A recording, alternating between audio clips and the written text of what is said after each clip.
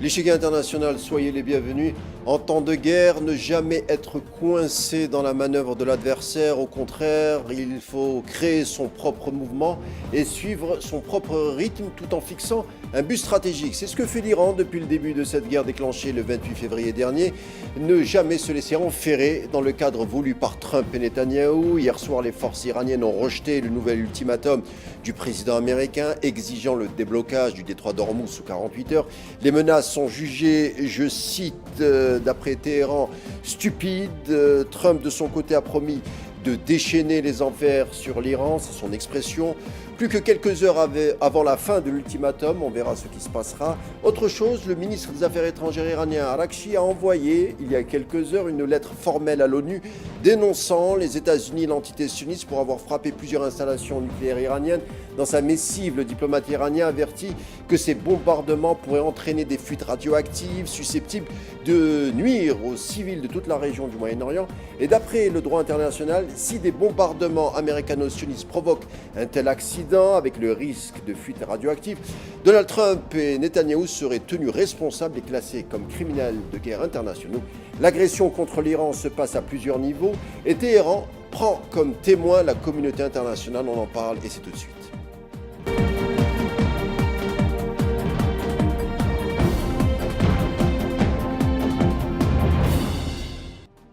On va évoquer naturellement l'actualité iranienne à propos de cette guerre, mais aussi on va parler de l'Iran qui a intérêt finalement de voir l'Iran disparaître tout bonnement. Et les Iraniens ont compris ce qui était en jeu, c'est-à-dire tout simplement leur existence en tant que peuple, en tant qu'histoire, en tant que civilisation, identité, culture, même au niveau de l'art, bien entendu, avec les palais d'Isfahan qui ont été visés, pour ne citer que. Et on le fera avec notre invité du jour. Il s'agit d'Ardavan Amir Aslani. Bonsoir. Bonsoir, monsieur. Merci de m'avoir invité. Vous êtes franco-iranien, vous êtes avocat essayiste. Bienvenue encore une fois. Alors, Merci à vous. monsieur Amir Aslani, nous sommes, comme je le disais en introduction, à quelques heures de la fin de l'ultimatum américain donnant à l'Iran le choix de laisser soit le détroit d'Ormuz, c'est-à-dire le libérer, ou bien recevoir des bombardements encore plus intenses.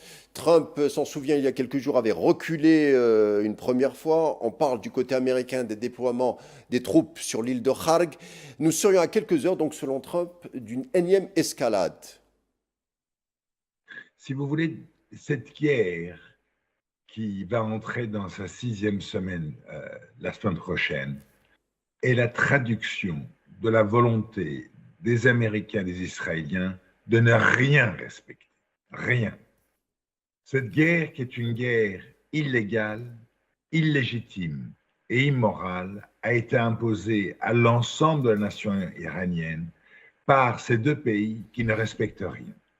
Vous le savez comme je le sais, le fait de prendre des infrastructures civiles pour cible est illégal en droit international et est considéré comme un crime de guerre.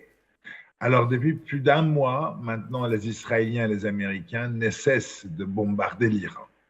Plus de 25 000 sorties aériennes ont été effectuées. Tous ces avions américains et israéliens décollent au départ des bases des pétromonarchies arabes dans le Golfe Persique, qui ont mis leurs bases à la disposition des Américains et des Israéliens. Ils ont pris tout pour cible, non seulement les installations gouvernementales et militaires de l'Iran, mais également les installations civiles, mais également les sites culturels, les sites civilisationnels, les écoles, les universités, les hôpitaux, les cliniques et j'en passe. Le premier jour de la guerre, ils ont pris pour cible dans la ville de Minab, au sud de l'Iran, une école de jeunes filles, où 170 jeunes filles de 7 à 12 ans ont été assassinées, purement simplement par des missiles Tomahawk américains. Le même jour, ils ont coulé par torpille, une première depuis la Deuxième Guerre mondiale, une frégate iranienne à 3000 km des frontières de l'Iran, non armée, puisque la frégate venait de quitter une exposition internationale en Inde, en refusant même de porter secours aux marins tombés en mer. Donc, de la part de ces deux pays qui ont démontré l'absence totale de toute forme d'humanité chez eux, je m'attends à tout. Alors ils disent que ce soir, ils vont attaquer de nouveau l'Iran. L'expression abominable utilisée par le président américain consiste à dire qu'il va envoyer les Iraniens à l'âge de pierre. Mais écoute, on va voir. En tout cas, ce qui est certain, c'est que si les Américains et les Israéliens prennent pour cible les infrastructures civiles iraniennes, les Iraniens vont faire de même en prenant pour cible les infrastructures civiles des pétromonarchies arabes du Golfe Persique qui sont de facto l'allié de ces deux pays, voire même Israël. On le verra ce soir. Mais avec Trump, rien n'est moins sûr. Un recul peut intervenir à la dernière minute. On le verra ce soir. Alors, autre chose concernant l'actualité, l'Iran dément les rapports américains sur l'évaluation du pilote abattu. Les médias iraniens cités par CNN ont déclaré que les rapports sur l'évacuation du pilote américain étaient inexacts. Selon eux, l'opération de sauvetage aurait échoué et les aéronefs ont été détruits, non pas par les Américains, mais par les forces iraniennes. L'Iran a même publié des images des opérations qui ont eu lieu dans la partie sud de Isfahan. On voit 2 hélicoptères Black Hawk et un avion de transport militaire C-30 abattus. Cependant, d'après Trump, le 2e pilote a été évacué avec succès et il n'y a pas eu de mort du côté américain lors de l'opération. Enfin, Trump raconte un peu la chose de façon hollywoodienne. On connaît un peu le personnage. Et Trump donne donc son récit, sauf que ce récit n'est pas suivi par CNN qui ne le prend pas trop au sérieux, puisque CNN s'appuie également et de plus en plus sur les versions iraniennes. Vous le savez, les Américains et les Israéliens ont tendance à amoindrir les réussites militaires iraniennes et exagérer leurs propres réussites. Quand on regarde la situation, on n'a aujourd'hui aucune information précise sur l'état du navigateur américain, est-ce qu'il a été réellement sauvé ou pas. Ce que l'on sait par contre, c'est que des actifs militaires américains anéantis se retrouvent sur le sol iranien. Vous avez mentionné les hélicoptères Black Hawk, un avion, etc. Donc, de là à considérer que les Américains soit inventent des histoires, soit exagèrent, il n'y a qu'un pas qu'on peut aisément franchir. Je crois que seul l'avenir nous le dira. Mais ce qui est certain, c'est qu'il faut toujours prendre avec des pincettes ce que les Israéliens et les Américains racontent. Pardonnez-moi cette question, Ardavan Amir Aslani. C'est une question un peu qui peut sembler personnelle. Vous êtes franco-iranien. L'Iran, c'est 90 millions d'habitants. C'est donc une mosaïque de communautés. Comment vit la communauté iranienne et ses représentants dont vous faites partie? Comment vit la communauté iranienne à l'étranger face à cette agression contre leur pays? Je vous remercie de me poser cette question qui est très importante et qui nécessite un peu d'éclaircissement. Bien entendu, en ce qui me concerne, je suis déchiré. Mon cœur est profondément attristé et je suis atterré devant cette barbarie israélienne et américaine. Et je suis convaincu que l'immense majorité des Iraniens de la diaspora éprouvent les mêmes sentiments de regret et de désolation par rapport à cette attaque barbare que moi-même. En revanche, il y a une minorité d'Iraniens, si vous voulez, qui sont les monarchistes d'aujourd'hui, qui vivent dans la nostalgie du retour au passé, au régime impérial du Shah d'il y a 50 ans. Eux se réjouissent. Ce sont ces Iraniens-là de Los Angeles et d'ailleurs qui manifestent avec le drapeau israélien. Mais l'immense majorité des Iraniens, ceux qui ont un peu d'humanité en eux, ne peuvent que souffrir en voyant ce spectacle tragique de la destruction systématique de leur pays. Et d'ailleurs, vous êtes la première personne que j'ai entendue dans les médias qui a parfaitement résumé le problème. Le problème de ces attaques-là n'est pas d'arrêter le nucléaire, vous le savez, n'est pas d'arrêter les missiles balistiques iraniens, comme Trump l'a dit, n'est pas d'arrêter les proxies iraniens, n'est pas soi-disant d'apporter le secours des Iraniens, des Israéliens, des Américains à la population iranienne pour retrouver, entre guillemets, une démocratie. La réalité, c'est telle que vous l'avez résumée. C'est la volonté des Israéliens en particulier et des Américains avec eux de détruire systématiquement l'Iran. Non seulement les infrastructures militaires du pays, mais surtout les infrastructures civiles. Ils ont pris pour cible plus de 100 universités. Ils veulent détruire l'Iran. détruire l'Iran au niveau de ses sites historiques. Vous avez cité le palais Ali Kapou à Ispahan, mais ils ont pris également pour cible le palais Golestan Est, des dizaines d'autres sites culturels. Leur volonté, c'est de disparaître l'iranité, c'est de disparaître tous les facteurs identitaires qui représentent l'Iran et l'histoire et la civilisation plusieurs fois millénaire de l'Iran. C'est ça ce qu'ils veulent faire, et ceci est motivé par la crainte qu'ils éprouvent par rapport à l'Iran. Regardez la situation de l'Iran aujourd'hui, malgré des décennies de sanctions. Regardez leur progrès scientifique. Ils ne peuvent pas supporter On va ça. en parler. Donc ils veulent détruire tout. On a aperçu, vous l'avez dit, dans quelques capitales, Paris, Londres, notamment en Californie, où il y a, on le sait, une importante communauté iranienne, disons, pro-Pahlavi. On a vu le drapeau de la dynastie déchue se réunir avec des personnes arborant donc le drapeau sioniste. C'est bizarre, alors que les sionistes bombardaient et tuaient des Iraniens au même moment. Comment vous expliquez cette entente entre les pro-Pahlavi et les pro-sionistes? Si vous voulez, personnellement, j'ai du mal à me l'expliquer à moi-même. Moi, je pense, si vous voulez, que c'est nostalgique du passé ou des opposants du régime qui ont pour priorité de pouvoir ramener le régime d'il y a 50 ans au pouvoir en Iran pour pouvoir peut-être récupérer ce qu'ils n'ont pas pu récupérer au moment de leur départ ou pour, par revanche et par vengeance, voir le pouvoir iranien aujourd'hui en place anéanti. Il n'y a aucune explication rationnelle. Il s'agit là, si vous voulez, de personnes qui, à mon sens, sont dépourvues de toute forme d'humanité, de toute forme de sentiment de patriotisme par rapport à leur pays d'origine. Ça me sidère. Et surtout, venant de vous, un ressortissant d'un pays comme l'Algérie, où vos propres nationaux se sont sacrifiés pour retrouver leur indépendance et leur fierté nationale, coûte que coûte, au prix d'immenses sacrifices. Je sais que pour vous aussi, c'est absolument incompréhensible, comme ça l'est pour moi.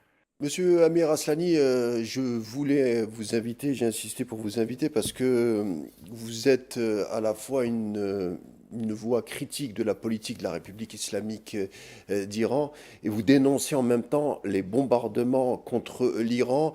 Depuis le début, on a présenté un peu les courants iraniens de manière un peu binaire. Vous, vous êtes un peu une troisième voie, si je puis dire. C'est pour ça que je voulais un peu discuter avec vous. Entre Franchement, autres, ça hein. fait plaisir que vous ayez si bien identifié la position. Exactement. Je suis très critique à l'égard du pouvoir en place en Iran. En même temps, je suis fondamentalement opposé par rapport au bombardement israélo-américain. Moi, si je devais me définir, monsieur, je dirais que je suis un libéral, républicain, laïque et démocrate. Comme l'a été la tendance du docteur Mossadegh en 1953, Premier ministre iranien démocratiquement élu, qui a été renversé déjà en 1953 dans le cadre d'un coup d'État organisé, financé et fomenté par les Américains. La CIA avec l'opération Ajax. Exact. Monsieur Amir Aslani, comment vous jugez justement le traitement médiatique en France au sujet de l'agression contre l'Iran, présente l'Iran comme étant une théocratie, admettons, mais on a aussi vu ces derniers jours des prières collectives à la Maison-Blanche avec au milieu Trump qui fermait les yeux et qui était en pleine méditation, on va dire les choses comme ça. On peut évoquer également les propos de la conseillère spirituelle de Trump, la fameuse Paula White Cain, qui comparait le destin politique de Trump au chemin de croix du Christ. Les proches de Trump également évoquent ces dernières heures la Bible pour justifier la guerre contre l'Iran. Les médias français également ne parlent pas d'une autre théocratie, à savoir l'entité sioniste qui considère la Bible comme un cadastre. C'est très peu présenté, tous ces arguments dans les médias français. Les médias français sont totalement et intégralement marqués par une certaine forme idéologique qui prend systématiquement la défense des positions israéliennes et des positions américaines. Déjà en parlant de théocratie, ils oublient qu'Israël est une théocratie, probablement la seule véritable théocratie au monde, puisque c'est le pays qui se considère comme étant le pays de tous les juifs de la planète entière, alors qu'aucun pays musulman ne se considère comme étant la destinée de tous les musulmans de la Terre. L'Amérique, Trump est arrivé au pouvoir avec le soutien de ces évangélistes sionistes fanatiques qui sont profondément marqués par le fait religieux dans leur choix politique. Ou l'Arabie saoudite, si vous voulez, qui est également l'alliance entre une version radicale de l'islam, le wahhabisme, et la famille Al-Saoud. Donc, ce n'est pas les théocraties qui manquent. Je dirais que les théocraties sont autrement plus agressives chez ceux qui aujourd'hui mènent la guerre à l'Iran qu'en Iran. Et aujourd'hui, malheureusement, en France, ces médias-là n'invitent que des personnes, si vous voulez, qui adhèrent à cette idéologie, que des personnes, si vous voulez, qui en aucun cas ne contestent la position guerrière d'Israël et des États-Unis et qui sont totalement inféodés à cette pensée. Je dirais aujourd'hui qu'en fait, il faut venir sur votre chaîne et en Algérie pour pouvoir s'exprimer librement sur cette guerre. Vous êtes en tout cas le bienvenu. Alors, on dit Merci. dans les médias français, donc on utilise souvent l'expression, pour parler de l'Iran, la République des mollahs, qui, je pense, est un peu inadéquate, si je puis me permettre, hein. Je parle sous votre autorité, parce que quand on dit mollah, on a l'impression qu'on a affaire à des illuminés qui passent leur temps dans des formes de méditation, avec des ordalis. Mais on a vu qu'avec cette guerre, que ce n'était pas le cas. Déjà, l'Iran, c'est 47 ans de blocus, 47 ans d'isolement, donc 47 ans à passer à se débrouiller seul, c'est-à-dire à recouvrer une forme d'autonomie. Et encore sur ces fameux mollahs, je veux dire, on a rarement vu des mollahs passer une large partie de leur vie à étudier Aristote, Kant, Heidegger, Marx, Victor Hugo, l'existentialisme sartrien qui est d'essence athée, on le rappelle. Des hommes qui ont étudié aussi en silence, sans rien dire, pendant des années en respectant le droit international, malgré l'injustice. Et surtout, ce sont des gens, on l'a vu, hein, qui ont une vision sur le long terme. C'est pour ça que l'expression République de Mollah est très réductrice. Et encore, c'est peu de le dire. Bien sûr, si vous voulez, le simple fait d'appeler l'Iran le régime de Mollah, si vous voulez, est une façon réductrice de voir l'Iran et c'est déjà un jugement de valeur. Parce que Mollah, ne serait-ce qu'en Iran, fait des références à un personnage rocambolesque qui s'appelait Mollah Nasr al-Din, qui était connu, si vous voulez, par sa vision arriérée de la vie. Si vous prenez les dirigeants iraniens qui ont été assassinés par les Israéliens, n'importe lequel d'entre eux était autrement plus éduqué, informé que les Américains les Israéliens en face. Larijani, qui a été assassiné, qui était le responsable de la sécurité nationale, avait écrit 3 livres critiques sur la pensée d'Emmanuel Kant. Et imaginez en face qui nous avons des fous furieux comme Trump ou Netanyahou.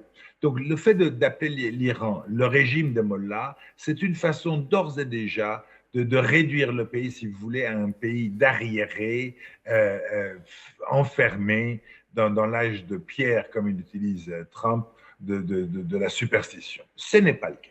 De toute façon, vous le voyez, comme vous l'avez rappelé, l'Iran, un pays qui est sous les sanctions depuis presque 50 ans, de manière ininterrompue, avec 8 années de guerre menées à l'encontre de ce pays par Saddam, soutenu par l'Amérique et la France en particulier, des décennies de sanctions, etc., d'ostracisme. Malgré ça, l'Iran est capable tout seul de se défendre, si vous voulez, face à cette guerre d'agression abominable des Israéliens et des Américains. Tout seul, sans l'aide de personne, à un prix très élevé, mais le pays est debout. Et le pays est fier, et le pays n'abandonnera pas. D'ailleurs, vous le voyez, Trump, tous les 2 jours, il crie victoire, et nous sommes bientôt à la 40e jour de cette guerre d'agression, et les Iraniens ne sont pas disposés à abandonner. Et si ce soir, les Américains devaient mettre leurs menaces à exécution, les Iraniens vont faire pareil.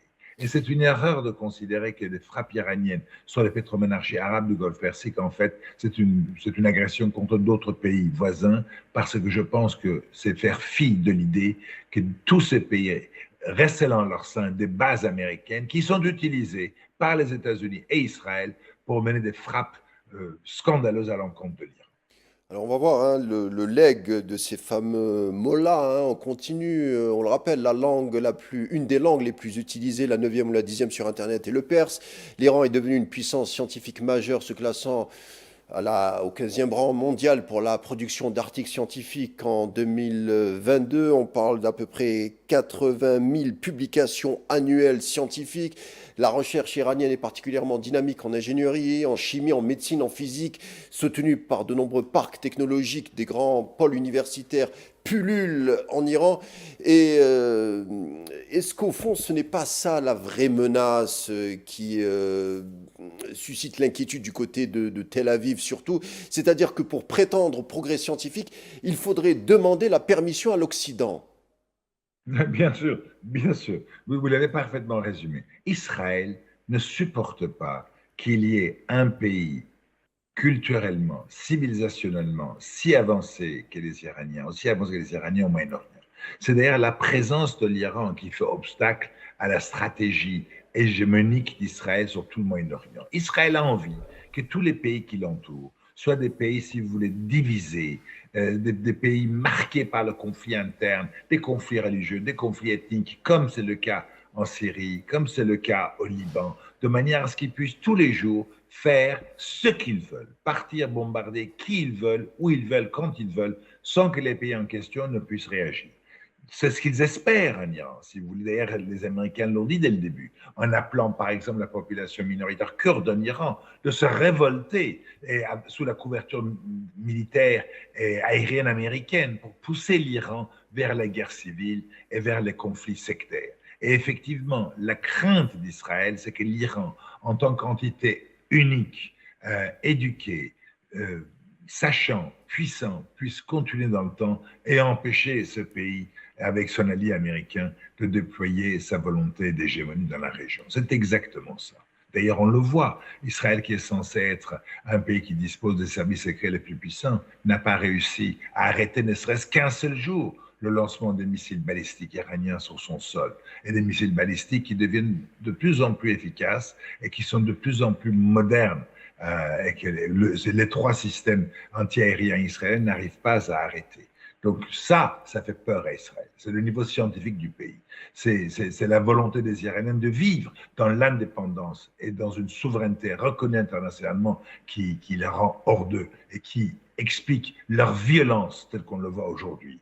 D'ailleurs, eux, ils n'attendent qu'une seule chose, détruire les infrastructures énergétiques iraniennes, les installations pétrolières iraniennes, pour empêcher l'émergence de la renaissance iranienne, comme vous l'avez qualifié à juste titre. Vous avez parfaitement raison et j'adore ce que vous venez de dire. Pour finir, Ardavan Amir Aslani, l'Iran demain, ça ressemblerait à quoi ou ça sera quoi une fois que cette guerre se conclura? On l'espère très rapidement. Votre sentiment? En tout cas, le nationalisme iranien ne s'est jamais mieux porté. On devrait dire merci à Netanyahou et à Trump. Je dirais effectivement, je pense que ces deux pays quasiment sataniques aujourd'hui n'ont pas compris que quand on prend un pays pour cible, dans sa totalité, dans sa culture, dans son histoire, dans sa civilisation, dans son être, dans la dignité de leur peuple. Trump a quand même qualifié l'Iran d'un pays qui va envoyer à l'âge de pierre, là où il mérite d'être, en parlant des Iraniens, en insultant le peuple iranien.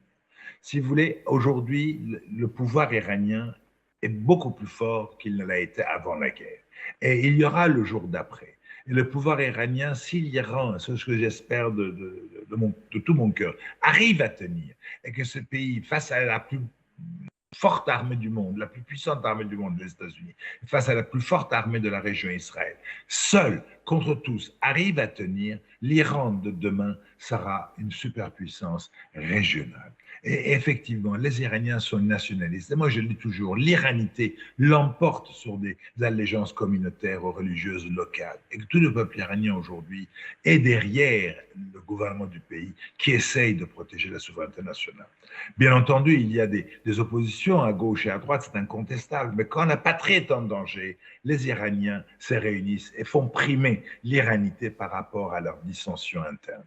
J'espère que l'Iran ne mettra pas un genou à terre. On l'espère également, de là où nous nous trouvons, c'est-à-dire à Alger. Merci Ardavan Amir Aslani, avocat et Merci franco-marocain, franco-iranien. Merci d'avoir été des nôtres et je vous dis à bientôt. Merci infiniment. Au revoir, monsieur. Merci beaucoup. L'échiquier international se conclura ici. Merci de nous avoir prêté attention. Je vous laisse avec la suite des programmes sur Al24 News et je vous dis à demain.